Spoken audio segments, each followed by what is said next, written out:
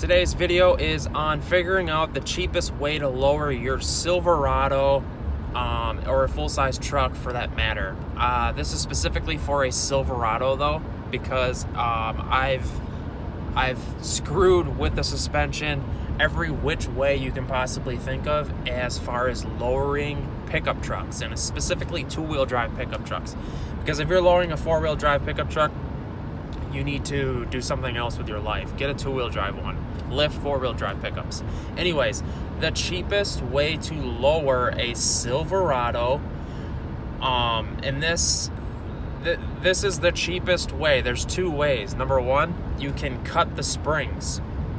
I'm not a huge fan of that because it's easy and it's safe. I mean, it's not safe. People in the interwebs are going to tell you it's not safe, but it actually is pretty safe.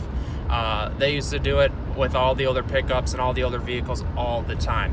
The best way I like to do it is to put S10 springs in Silverados. And a lot of people go, oh, well, the weight's a little different. You know, it's like 200 pounds difference between a V6 and make sure you get the springs from a V6 S10.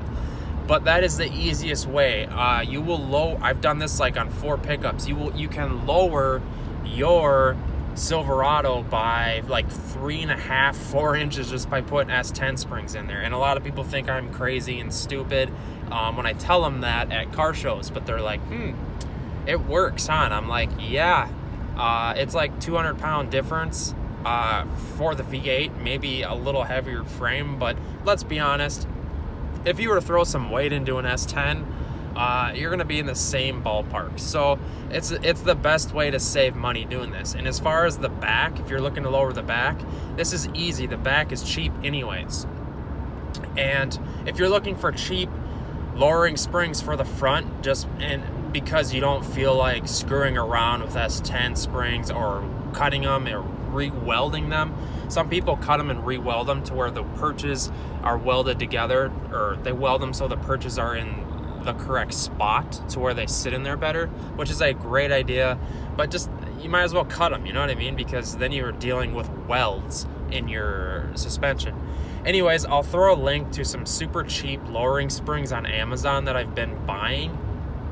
And you might think, well, why are you buying lowering springs if I don't have S10 springs? And sometimes they run deals on Amazon.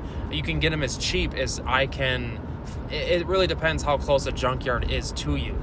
If you can get your hands on some used S10 springs, way cheaper. But if you can't, then just buy cheapo lowering springs. And the ride quality was almost the same as the S10 springs. I'll throw a link in the description box. I've had really good luck with these ones, and they will get you 3 inches lowered.